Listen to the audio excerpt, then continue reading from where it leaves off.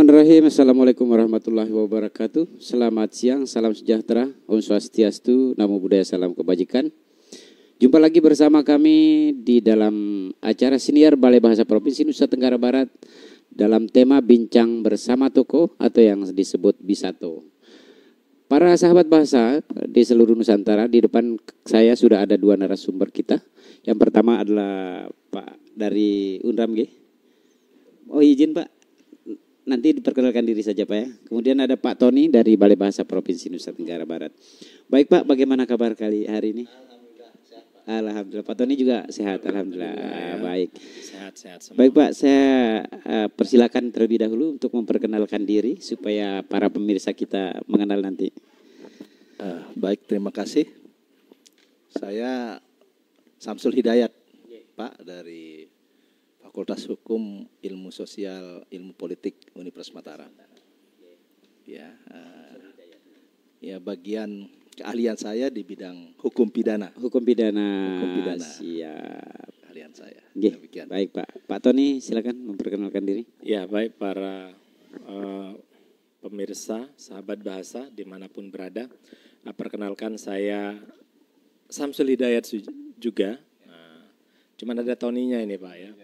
Jadi Tony Samsul Hidayat, saya sehari-hari banyak ditugasi juga untuk menjadi ahli bahasa ya.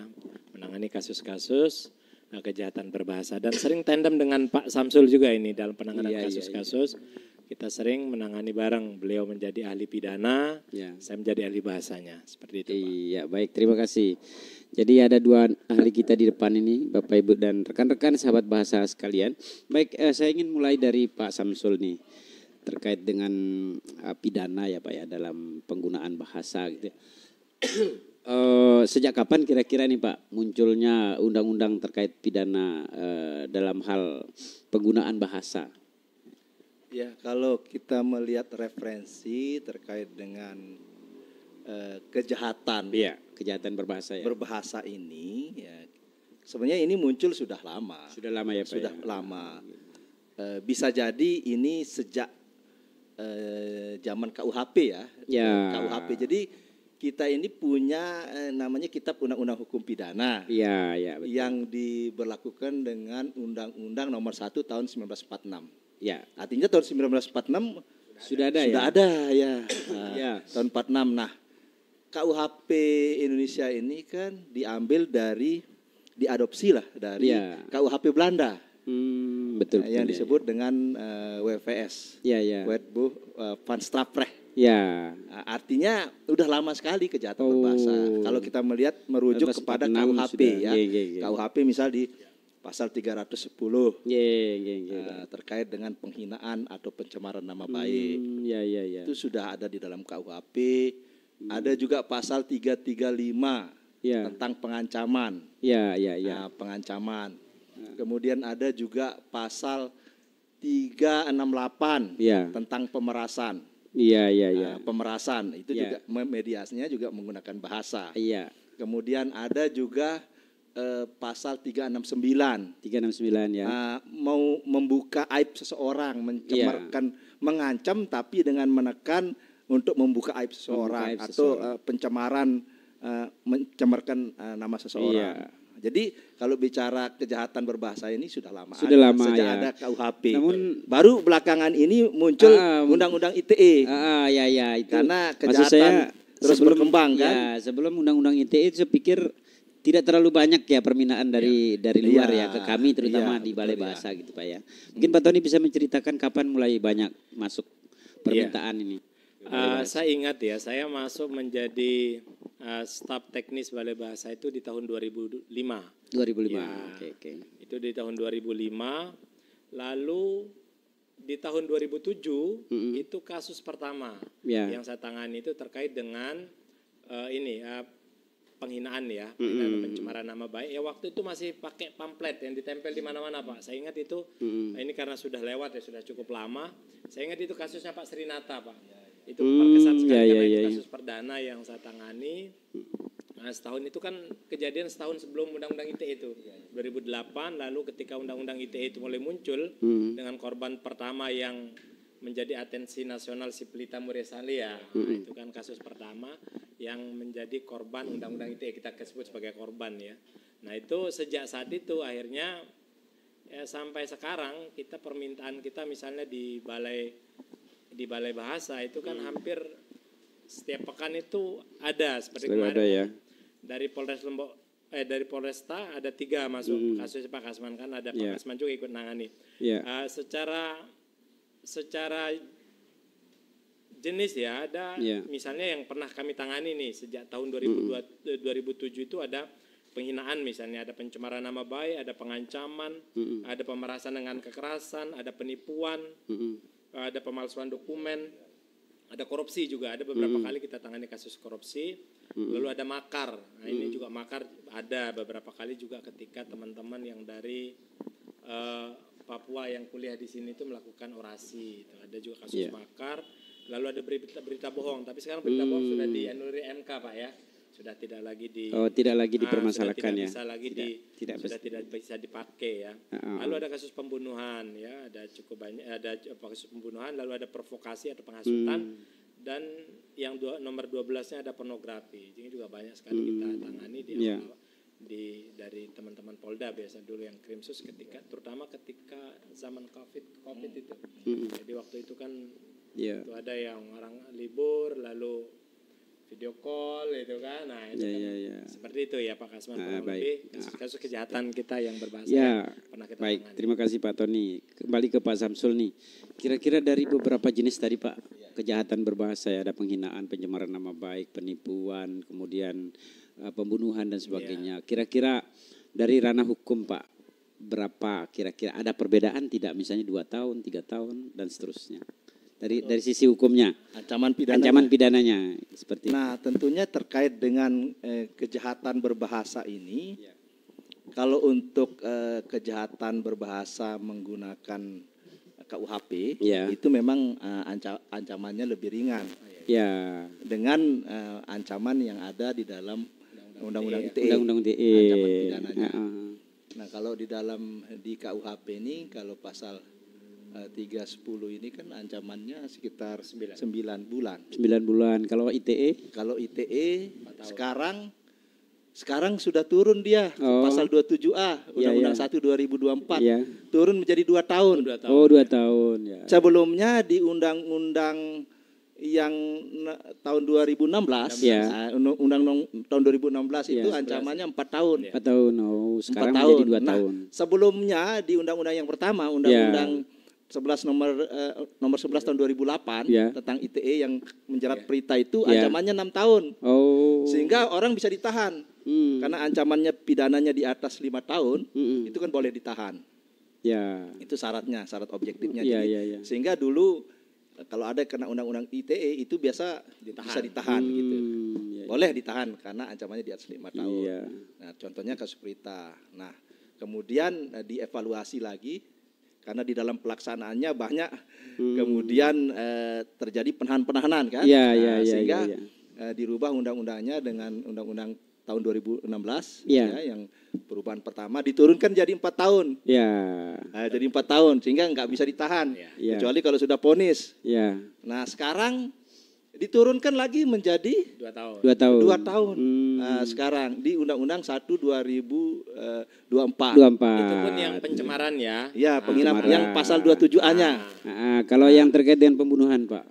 Kalau pembunuhan ancamannya berat. Dia ancamannya bisa sampai hukuman mati. Kalau yang pasal 340 kalau dengan perencanaan. Kalau menghilangkan nyawa orang lain dengan ada perencanaan sebelumnya, itu ancamannya bisa maksimal hukuman mati atau penjara seumur hidup atau penjara selama berarti waktu ada tertentu. Gradasi Pak ya hukumnya, walaupun itu masuk dalam kejahatan berbahasa gitu ya. Jadi kalau terkait dengan pembunuhan itu ancamannya hukuman mati itu 340, kalau 338 ancamannya 15 tahun, pembunuhan dengan sengaja.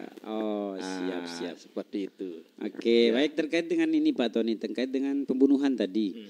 Kira-kira apa yang dianalisis dari sisi bahasanya ya? Karena ini kan pembunuhan kan menggunakan alat nih, fisik nih ya. Kira-kira apa yang dianalisis itu kok membutuhkan ahli bahasa gitu ya?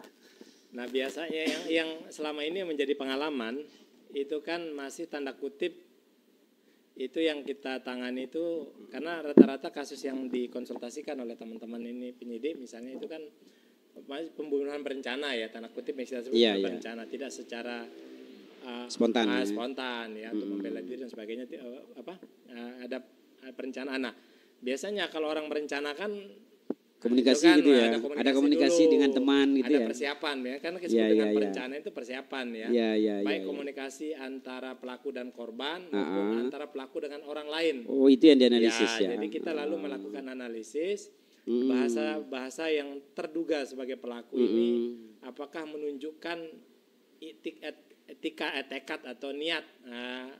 Apakah sungguh-sungguh dia ingin melakukan pembunuhan? Akan melakukan sesuatu yang negatif apa enggak? Iya. Jadi itu yang dianalisis ya. Apakah ada ditemukan dari percakapan itu, dari pesan-pesan itu ada rencana, niat atau usaha untuk melakukan tindakan negatif terhadap korban gitu kan. Iya. Baik, ini terkait ini. Sekarang kalau tidak salah, kalau tidak kita menyebut nama itu tidak bisa dijerat ya dan hukum ya. Terkait dengan unsur begini nih Pak, unsur-unsur yang ada di secara pidana misalnya sebut saja yang paling umum kita tangani nih di pencemaran nama baik atau penghinaan. Apakah di unsur-unsur secara pidana itu juga jabatan saja kalau gitu? Tidak menyebut nama tapi menyebut jabatan. Kalau hanya jabatan saja atau pada batasan mana dia bisa diproses secara hukum dalam konteks pidana nih. Ya. Baik. Jadi kalau terkait dengan penghinaan penghinaan atau pencemaran nama baik, memang di pasal 27A yang sekarang yang terbaru itu memang tidak dijelaskan definisi daripada penghinaan atau pencemaran nama baik kan. Hanya disebutkan di sana adalah perbuatan misalnya perbuatan menyiarkan, mendistribusikan, mentransmisikan, membuat dapat diakses informasi elektronik yang bermuatan penghinaan atau pencemaran nama baik. Apa yang dimaksud penghinaan pencemaran nama baik itu tidak dijelaskan.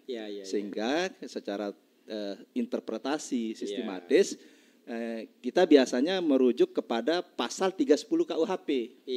Kalau pasal 310 KUHP dia lebih jelas. Itu yang disebut penghinaan atau pencemaran nama baik itu adalah perbuatan seseorang yang menyerang kehormatan atau nama baik seseorang dengan menuduhkan sesuatu hal. Menuduhkan sesuatu hal. Jadi memang harus digarisbawahi bahwa yang disebut penghinaan pencemaran nama baik itu harus ada perbuatan menuduhkan sesuatu hal. Apakah menuduh itu bersifat suatu hal yang jahat, menuduh orang itu melakukan perbuatan tercela, atau perbuatan tindak pidana misalnya, menuduh orang sebagai penipu, menuduh orang sebagai maling, atau menuduh orang sebagai koruptor. Nah tentu dalam hal penyebutan itu, untuk lengkapnya pemenuhan unsur penghinaan pencemaran harus ada identitas yang disebutkan. Identitas. Jadi merujuk kepada seseorang. Jadi merujuk seseorang itu kan bisa bentuknya dia sebut namanya misalnya. Betul. Misalnya namanya siapa, kemudian disebut si A maling misalnya, atau si A penipu, si A korupsi. Sementara tidak ada putusan pidana bahwa dia itu pernah maling misalnya. Betul. Hanya sebatas itu dia harus lengkap. Betul. Selain unsur menuduhnya, harus juga unsur penyebutan namanya.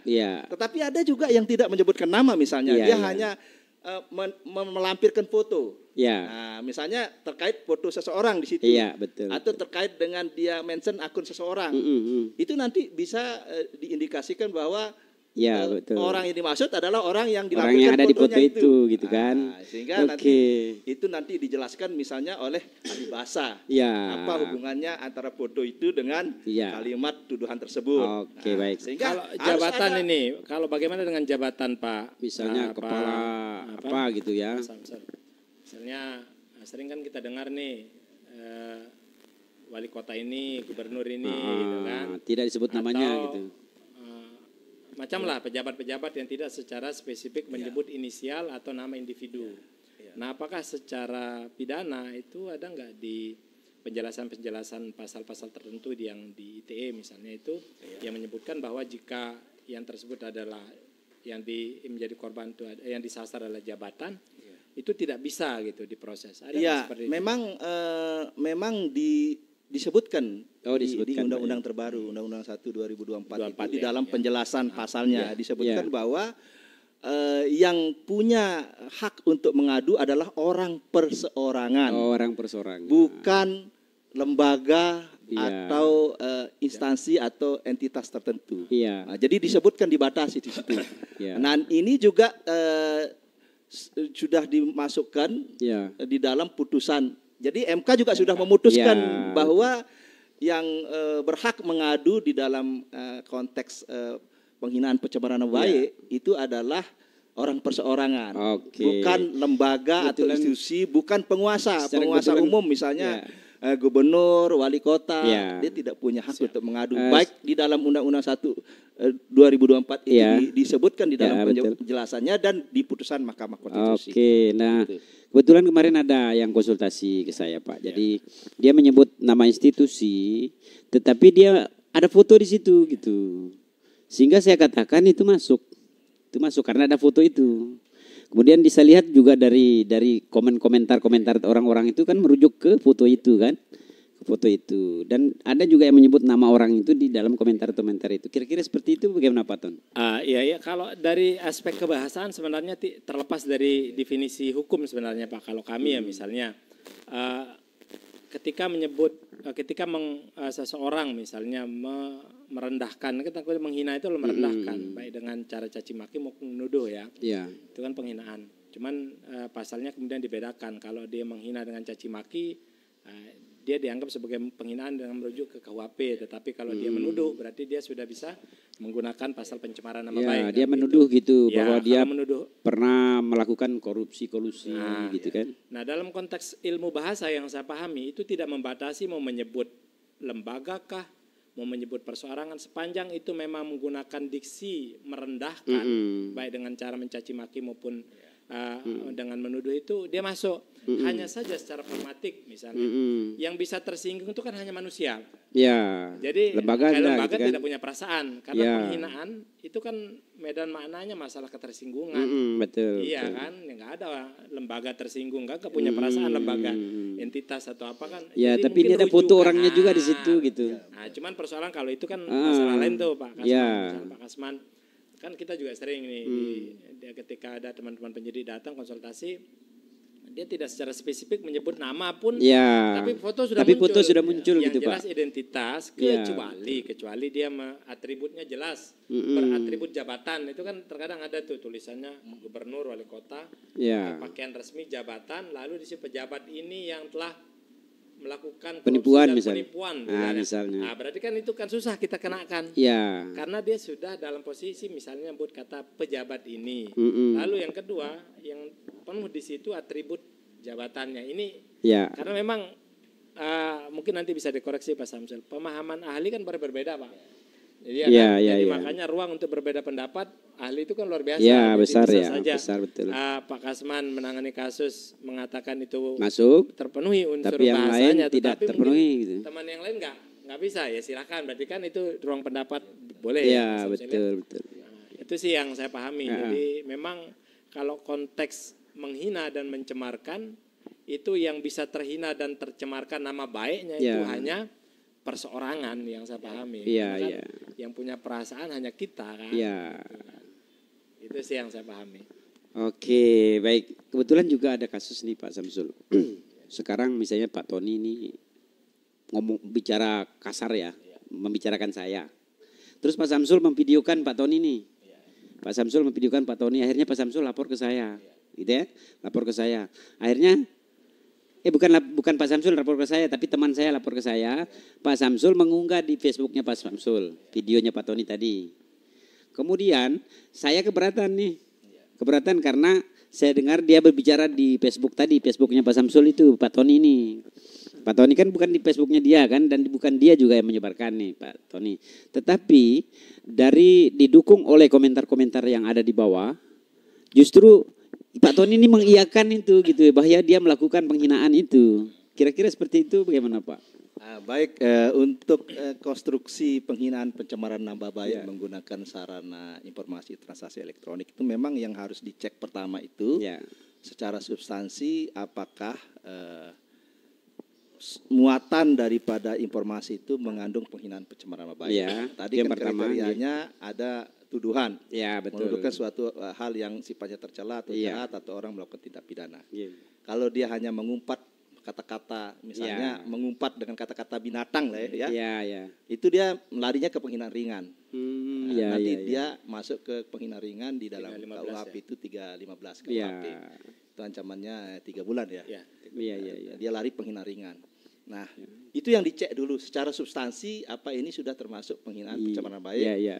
Baru dia naik ke tahap berikutnya itu adalah dicek secara perbuatan, misalnya di situ unsurnya mendistribusikan, mentransmisikan, membuat dapat diakses secara Iya. Sekarang apakah siapa sekarang yang melakukan distribusi? Ya. Nah, kalau tadi misalnya Pak Tony diilustrasikan hanya menyampaikan kemudian disorting, dia tidak pernah mendistribusikan, maka tidak bisa ditarik sebagai pelaku. Tapi kalau seandainya dia nanti mendukung video itu misalnya, iya betul, di mana kamu misalnya? Iya. Kamu ketika kan melakukan harus ini, ada unsur lain lagi yang dicek lagi selain tadi tahap secara substansi apakah itu penghinaan pencemaran baik, kemudian apakah ada perbuatan elektroniknya, distribusi, transmisi, ada lagi unsur diketahui umumnya dengan maksud diketahui umumnya.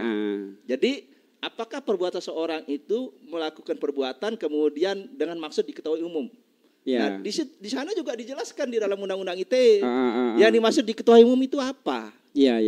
Diketahui oleh sebagian orang dari kumpulan orang yang ada di dalam misalnya medsos itu yang tidak saling mengenal. Dibatasi lagi. Nah, sekarang kalau tadi dihubungkan dengan Pak Tony hanya mengkomen, belum masuk. Belum masuk. Karena perbuatan siapa yang kemudian dengan dia mendistribusikan itu sampai kemudian diketahui umum.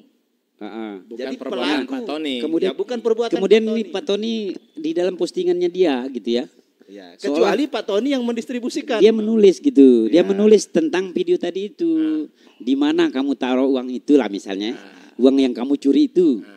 Bagaimana kabar uang yang kamu curi itu? Dibuat khusus status lain oleh dia gitu. Kalau itu bisa. Kira-kira masuk itu kan itu termasuk perbuatan mendistribusikan. Dia mendistribusikan misalnya. Jadi seolah-olah dia mengiyakan video itu kan, mengiyakan video yang pernah dia unggah sama Pak Samsul tadi kan. Iya. Kalau dari perspektif saya ini yang memahami, bisa dikoreksi juga. Ini kan kalau kita konstruksi tadi pasal yang itu, yang 27 itu, yang mendistribusikan atau yang kalau memang ada muatan bahasanya yang menuduh atau menghina, maka yang menjadi pelaku itu adalah ini pemosting. Tetapi dia posting juga. Dengan kalimat yang ada di dalam video itu, dipenggal video itu, kalimatnya ditulis. Kamu telah melakukan pencurian uang, misalnya ini contoh ya. Kamu telah mencurikan, malah disebut nama malah di situ. Kalau dia menyebut nama ya. Tapi kalau hanya misalnya kata-katanya tidak secara spesifik menyebut identitas, walaupun ada keterhubungan langsung, ini tapi kan tidak kita nggak bisa melihat keterhubungan langsungnya, karena di status itu tidak menandai mengetek istilah kita menandai, menyebut atau menyebut korban, karena memang secara pragmatik juga kita menganalisis dugaan perbuatan kejahatan berbahasa itu juga harus ada kejelasan pelaku, kejelasan korban, kejelasan bentuk dan pilihan kata itu kan, lalu ada intensi atau niat, ada kesungguhan, itu kan ada cukup prasyarat. Beberapa prasyarat memang mutlak terpenuhi dulu, baru nanti bisa kita simpulkan ini kayaknya sudah maknanya sudah mencemarkan atau memfitnah. Berarti ini perkara terpisah antara video dengan postingannya baru kan? Berarti Pak Samsul juga bisa dituntut nih kan? Justru Pak Samsul, dia Pak Samsul yang Pak Samsul yang akan lebih dituntut karena dia yang memposting. Kemudian Tony dituntut juga atas membuat postingan baru itu kan? Itu tinggal bagaimana mengasosiasikan atau menghubungkan, apakah memang ada hubungan langsung postingan saya itu misalnya, anggaplah saya itu dengan postingannya Pak Samsul. Bagaimana sekarang kemampuan para ahli ini, apakah ahli pidana atau ahli bahasa, ini menghubungkan bahwa ada hubungan logis, ada hubungan makna, ada hubungan teks dan konteksnya itu dengan itu yang saya maksud itu harus jelas. Jadi makanya ada analisis kontekstual kita kan di dalam bahasa. Makanya jadi di dalam kalimat yang diposting oleh Pak Tony itu persis seperti apa yang diucapkan di video itu. Itu kan ada keterhubungan kan? Ya, itu kan kemampuan ada keterhubungan toh ya itu dari situlah kita tarik apakah nanti ada keterhubungan makna itu dengan pemilihan diksi yang sama. Oh ini orang-orangnya sama, ini berteman, ini itu kan banyak hal. Kan kita karena belum melihat videonya, belum melihat juga. Dan biasanya kalau di media sosial orang yang melakukan tanda kutip kejahatan berbahasa itu biasanya tidak sekali. Nah, mesti dia sebelumnya pernah. Makanya kita perlu ketika kita mendapat misalnya ada yang konsultasi, kita pelajari itu. Cek dulu kita cek dulu akunnya beberapa waktu sebelumnya karena biasanya nggak mungkin sekali itu. Dan biasa berkali. Saya sudah ngecek juga dan ternyata memang dia seperti LSM gitu Pak. Selalu mengkritik orang, mengkritik pejabat dan sebagainya. Ya itulah yang kita benang-benang merah itu. Mungkin dia paham aturan main itu tadi sehingga dia tidak kena kalau yang paham undang-undang ITE dan tahu celahnya, tapi dia kebobolan juga dia, tapi kena juga di akhirnya Pak. Lama-lama nggak paham dia. Kalau yang paham, tapi yang sebelum-sebelumnya itu saya tidak menyebut nama gitu ya. Tapi ini kan masih dalam tahap konsul ya. Kita masih pendapat sekarang karena nanti sepaham saya juga mungkin izin nanti dikoreksi Pak Samsul ketika satu tanda kutip kejahatan berbahasa dikonsultasikan atau diadukan itu minimal misal melalui ITE itu ada sinkron ahli bahasa, ahli pidana, ITE-nya harus sinkron. Salah satu tidak sinkron, nggak bisa dia.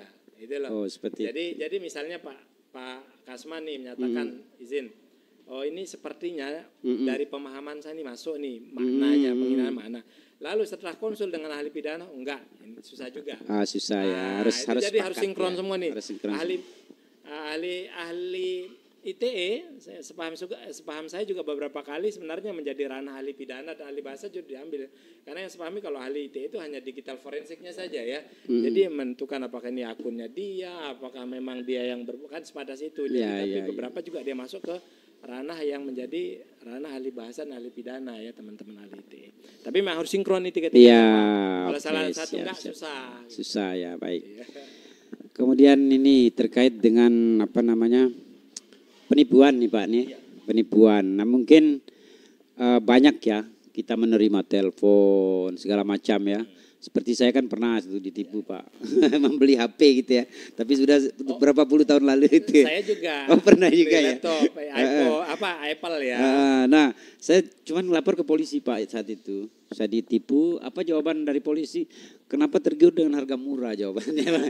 Nah kira-kira menurut Pak Samsul nih apa trik-trik ya mungkin berguna untuk pemirsa ya. Apa trik-trik kita menghadapi hal-hal seperti itu kan sekarang marak Pak macam-macam cara. Ada orang menggunakan aplikasi ya kan. Kalau sampai kita install aplikasi itu katanya semua data kita bisa diketahui oleh dia gitu ya. Sampai password segala macam mereka tahu gitu ya.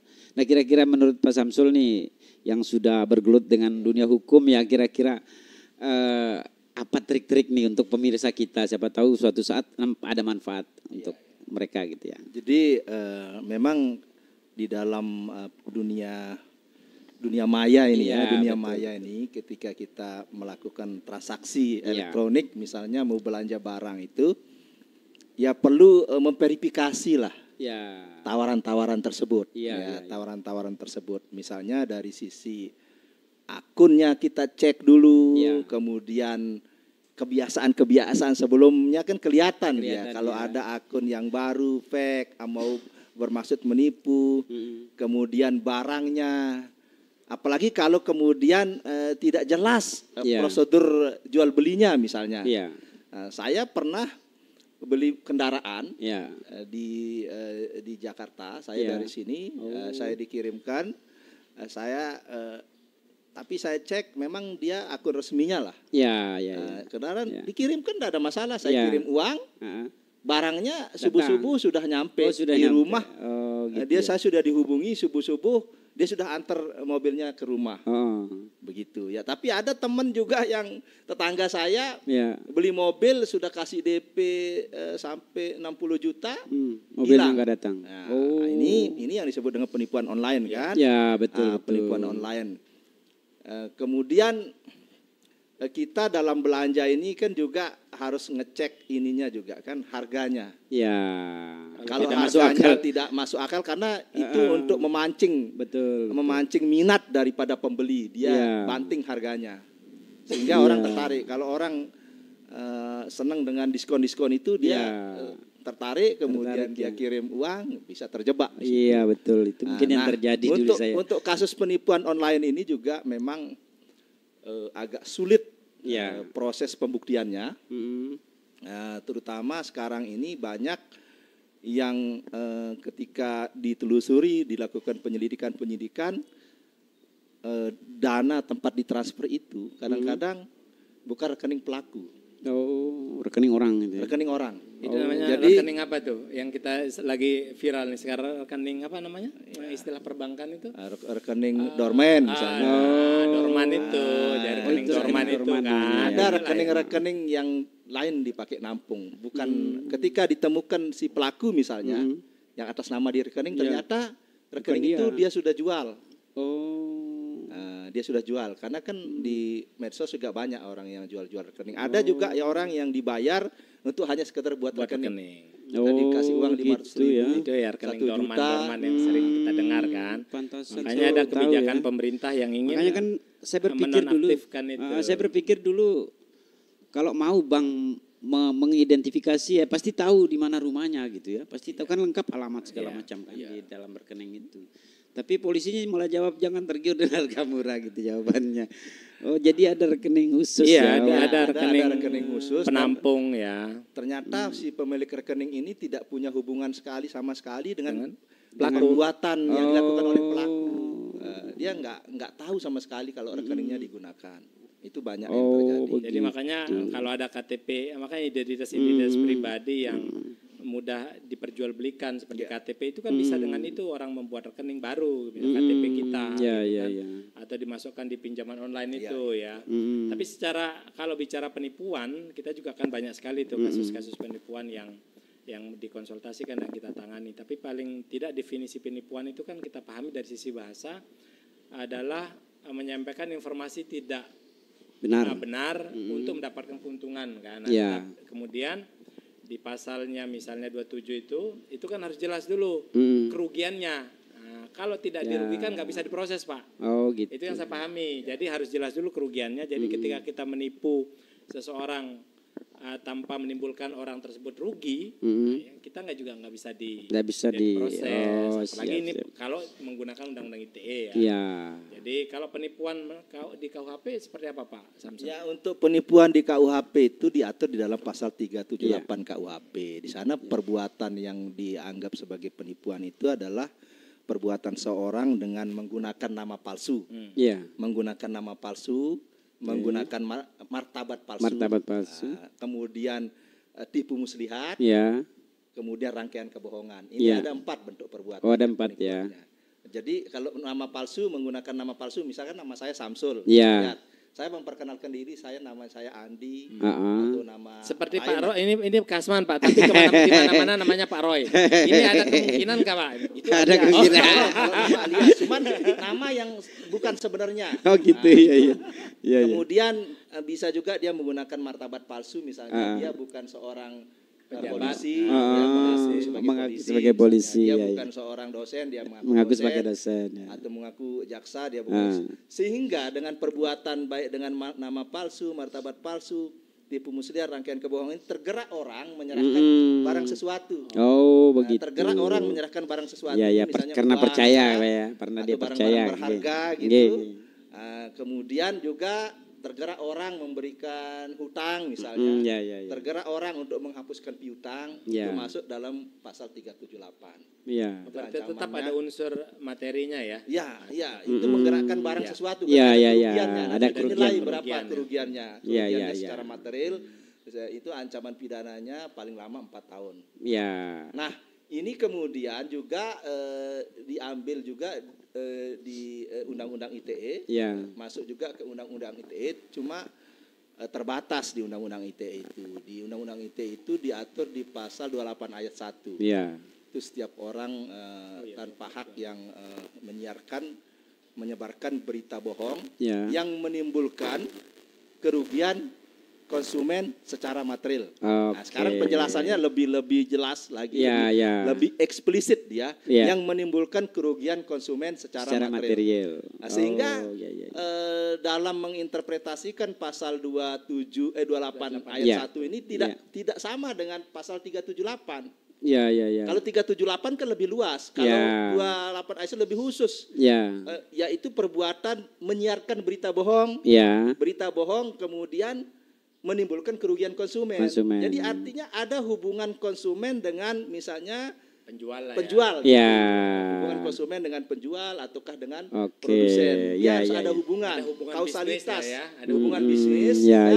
Dia dirugikan. Ya contohnya kalau kita belanja di marketplace, di Tokopedia atau di Instagram, kita mau belanja diiming-imingi, ternyata barangnya enggak ada, kita udah kirim uang, masuk dia.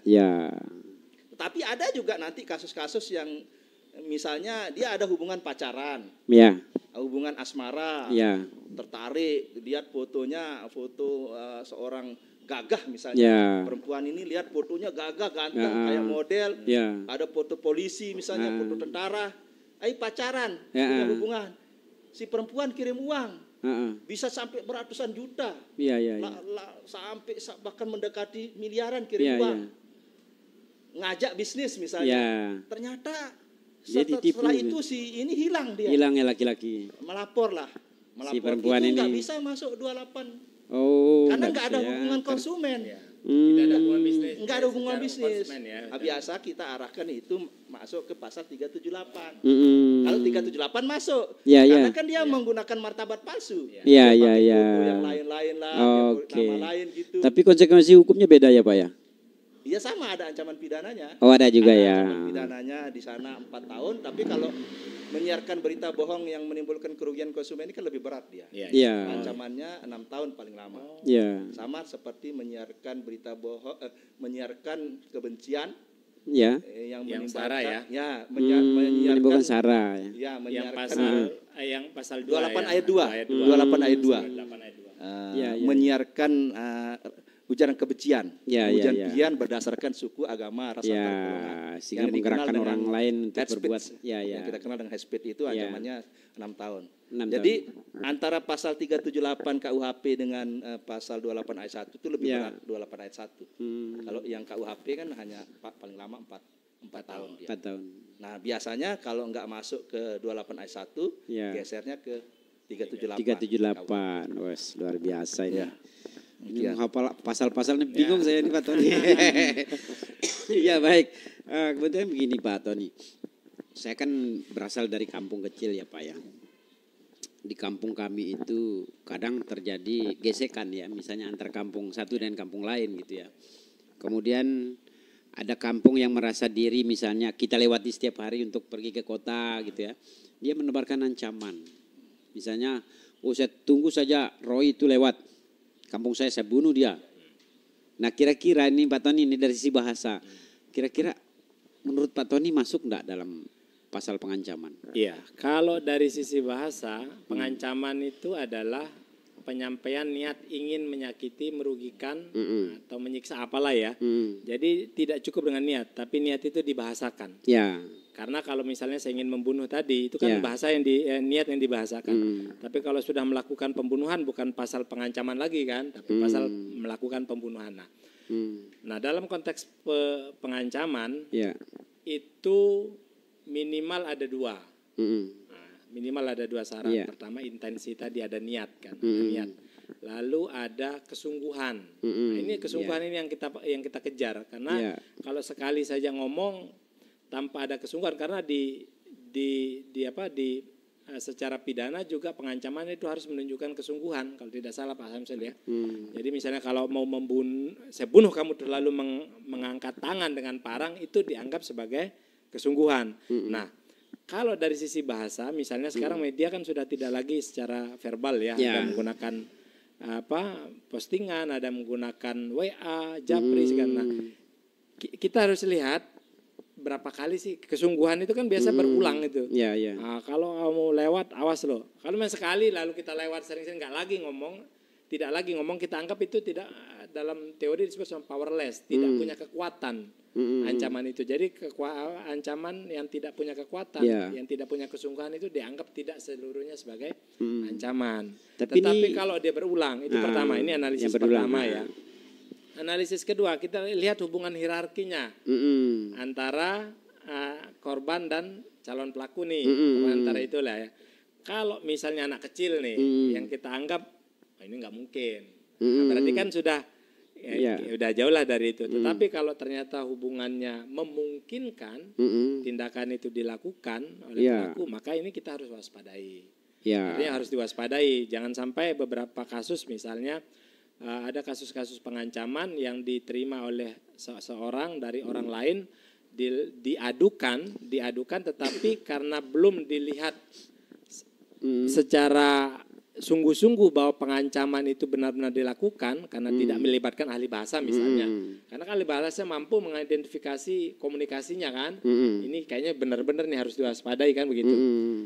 Diabaikan saja, tahu-tahu udah terjadi pembunuhannya. Kan banyak tuh beberapa kasus itu, baru akhirnya kita sadar oh ternyata dia sungguh-sungguh. Nah ini yang harus diperhatikan dulu kesungguhannya. Kalau kita temukan kesungguhannya, maka dia masuk unsur pengancaman. Betul, kenyataannya seperti ini. Dia mengancam satu kampung gitu ya. Pokoknya kampung ini lewat, siapapun yang lewat, habis gitu kan. Saya habisi gitu. Dan itu dibuktikan oleh orang yang lewat itu, setiap orang lewat dikejar pakai parang gitu. Oh itu berarti. Masuk itu ya, bisa diadukan. Yang mengadukan tuh boleh siapa saja. Oh, iya karena kan ini antar kampung, ini kalau antar kampung, kelompok orang itu menggunakan SARA, bisa dengan SARA. Dengan pasal SARA ya? Iya SARA itu SARA. bisa kan mengancam. Ini tidak melihat siapapun itu orang dikejar semua gitu. Ya itu bisa dengan SARA, pengancaman, macam-macam lah. Tapi kan latar belakang persoalan juga bisa dianalisis konteksnya. Ya, misal ternyata memang faktanya dilakukan itu kan. Ya betul. Sebelumnya gimana? Oh ternyata memang mereka sudah bermusuhan sejak lama. Kan itu potensi-potensi bahwa ini akan. Bahkan saya yang tidak pernah tinggal di kampung itu masuk ancaman gitu. Nah itu. Dari sisi berdasarkan tinggal di Lombok kan Pak ya? Gimana Pak? Dalam konteks yang disampaikan tadi bahwa misalnya ada orang kalau mau lewat jalan, ya bicara itu siapapun yang penting orang kampung situ. Ya kalau orang kampung A lewat, siapapun dia lewat sini saya akan bunuh. Ya, misalnya ya betul. Seperti yang disampaikan tadi bahwa itu di dalam KUHP diatur di dalam bab kejahatan tentang kejahatan terhadap kemerdekaan orang. Kejahatan terhadap kemerdekaan orang. Kebebasan ya, kemerdekaan orang ya. Itu judul babnya. Ya. Kejahatan terhadap kemerdekaan orang lain lah. Ya. Di situ diatur di dalam pasal 335 KUHP. Ya, Pak. Nah, pasal 335 KUHP ini ada dua dia. Ya. Ayat 1 dan ayat 2. Ya. Di situ ada yang pengancaman secara lisan, ada juga pengancaman secara tertulis. Nah, pengancaman secara lisan ini dirumuskan dengan rumusan bahwa barang siapa melakukan suatu perbuatan, memaksa seseorang dengan kekerasan atau ancaman kekerasan supaya orang itu berbuat sesuatu. Atau tidak berbuat sesuatu, atau membiarkan sesuatu perbuatan. Nah kalau tadi, kalau contoh tadi ilustrasinya itu kan mengancam dengan ancaman kekerasan kan, betul. Agar orang itu tidak lewat artinya tidak berbuat sesuatu. Nah, ini yang disebut kejahatan terhadap kemerdekaan orang, kebebasan orang lain, agar dia tidak melewati itu. Itu walaupun ancamannya di bawah 5 tahun, pasal 335 ayat 1 ini ancamannya sekitar 1 tahun, ancaman penjara, itu bisa ditahan. Karena dia pasal pengecualian. Ada pasal pengecualian yang ancamannya di bawah 5 tahun bisa ditahan. Ya, salah satunya pasal 335 ayat 1. Karena ini kejahatan terhadap kemerdekaan orang. Jadi walaupun ancamannya 1 tahun maksimal, itu dia bisa ditahan pasal ini. dan membahayakan. Ya, nah ini ada perbuatan dengan menggunakan bahasa, ancaman kekerasan. Jadi ancaman untuk melakukan sesuatu tindakan kekerasan kepada orang tersebut. Misalnya, saya akan bunuh kamu. Kalau kamu lewat portal ini nanti lehermu bisa pisah dengan kepalamu, misalnya kan. Ayo kalau kau berani lewat nanti saya pisahkan leher sama kepalamu misalnya. Banyak yang kita dengar seperti itu ya. Ada yang seperti itu dan itu termasuk tindak pidana. Nah, tindak pidana terkait dengan pengancaman ini bukan delik aduan yang ayat 1-nya. Yang secara lisan itu adalah delik biasa. Yang ayat 2 yang delik aduan, ayat 2-nya yang secara tertulis. Melalui tulisan. Jadi kalau memang merasa kalau tidak diadukan ya tidak diproses gitu tidak diproses. Secara lisan berarti tanpa pengaduan. Artinya yang tidak harus saksi, ada yang mendengarkan. Bisa siapa saja yang mengadukan Ada yang menyaksikan. Apalagi yang pernah dikejar kan Pak ya. Misalnya pernah dikejar, dibuktikan dia lewat situ dikejar gitu. Betul. Bisa mengadukan itu. Itu 335 ayat 1. Nah, untuk yang menggunakan sarana ITE itu ada pasal 29 di dalam Undang-Undang ITE, Undang-Undang nomor 1 tahun 2024. Dan di undang-undang sebelumnya ada juga. Bahkan ancamannya berat ini. Ancaman. Dan itu bisa hanya dengan japri. Jadi mengancam dengan japri bisa kena pasal 29. Tidak harus melalui posting, diketahui banyak. Beda kalau pengancaman pencemaran nama baik itu harus diketahui orang lain, banyak orang gitu. Sebagian di situ tidak saling mengenal di dalam rumusannya, sehingga ini pasal yang cukup berat ancaman pidananya. Pasal 29 ini. Melalui japri pun dia ancamannya di atas 5 tahun. Pasalnya ancamannya di atas 5 tahun, bisa dilakukan penahanan berarti, dan tidak harus diposting diketahui banyak orang, cukup di japri. Cukup di japri saja. Japri orang untuk awas kamu nanti saya bunuh kamu. Tiket teraja dilaporkan. Pasal 29 ini. Oh iya, luar biasa ya. Terima kasih Pak. Baik, ini karena waktu kita juga sudah habis ini Pak, sudah diberi tanda oleh para teman-teman dari tim siniar Balai Bahasa Provinsi Nusa Tenggara Barat. Jadi para pemirsa, mudah-mudahan ya dengan jumpa kita dengan ahli dari UNRAM, ada Pak Samsul dan Pak Tony dari Balai Bahasa ini bisa memberikan kita pemahaman bahwa kejahatan berbahasa itu antara lain adalah penipuan, kemudian pencemaran nama baik gitu ya, pengancaman termasuk ya Pak ya, pengancaman termasuk. Dan mudah-mudahan ini menjadi pelajaran untuk kita bahwa jangan sekali-sekali kita memposting hal-hal yang menyinggung orang lain. Karena itu nanti ketika diketahui oleh orang banyak dan orang itu tersinggung, kita dilaporkan maka akan mendapatkan, ya tentu akan diproses secara hukum ya itu ya. Baik, sebelum kami akhiri, mungkin kami butuh statement akhir mungkin dari Pak Samsul dan Pak Tony nanti. Silakan Pak. Baik, tentunya kejahatan berbahasa ini suatu kejahatan yang memang kadang-kadang ini bisa ditimbul karena kesembronoan seseorang. Jadi sehingga di dalam menggunakan media sosial misalnya itu harus menggunakan dengan bijak, memperhatikan juga hak-hak orang lain lah, menghormati juga hak-hak orang lain, karena di situ di media sosial ini kan dia tidak bisa dihapus, jejaknya bisa dicari kapanpun. Ya, walaupun sudah dihapus Pak ya. Iya, walaupun karena kan masuk di server dia kan.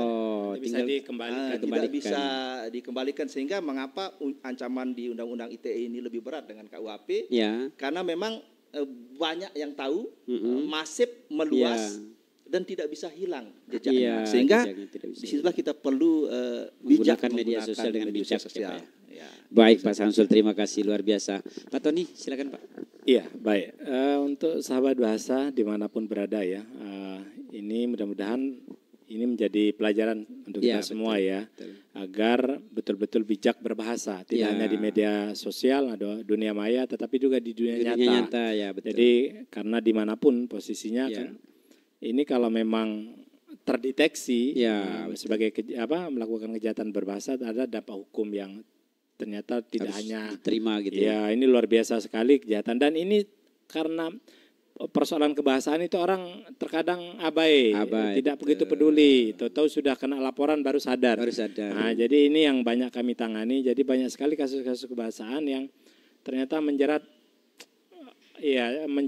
orang yang abai gitu ya. Jadi betul. Dipikirnya kejahatan itu hanya melulu persoalan pembunuhan dan segala macam ya. Jadi sedikit salah berbahasa, salah ngomong ke teman, tetangga, yang kami tangani ke pasangan itu bisa menjadi persoalan besar yang bisa berdampak hukum. Bahkan ke pasangan hidup bisa jadi relatif ini hampir di banyak kasus itu justru persoalan-persoalan kebahasaan itu banyak antar pasangan ya, mantan pasangan, mantan pacar, mantan suami istri itu ada banyak kasus yang pernah kita tangani ya. Saya kira itu ya, mudah-mudahan kita bijak. Terima kasih Pak Tony. Dan berhati-hati menggunakan bahasa karena lisanmu adalah harimaumu ya. Oke, baik para pemirsa dan sahabat bahasa di seluruh Nusantara, terima kasih sudah hadir di acara kami. Dan tentu terima kasih saya ucapkan kepada Pak Samsul yang sudah menyempatkan diri hadir di Balai Bahasa. Pak Tony, terima kasih waktunya. Kita akhiri dengan sama-sama melafazkan alhamdulillahirabbil-alamin. Wabillahi taufiq wal hidayah. Assalamualaikum warahmatullahi wabarakatuh. Selamat siang, salam sejahtera, salam literasi.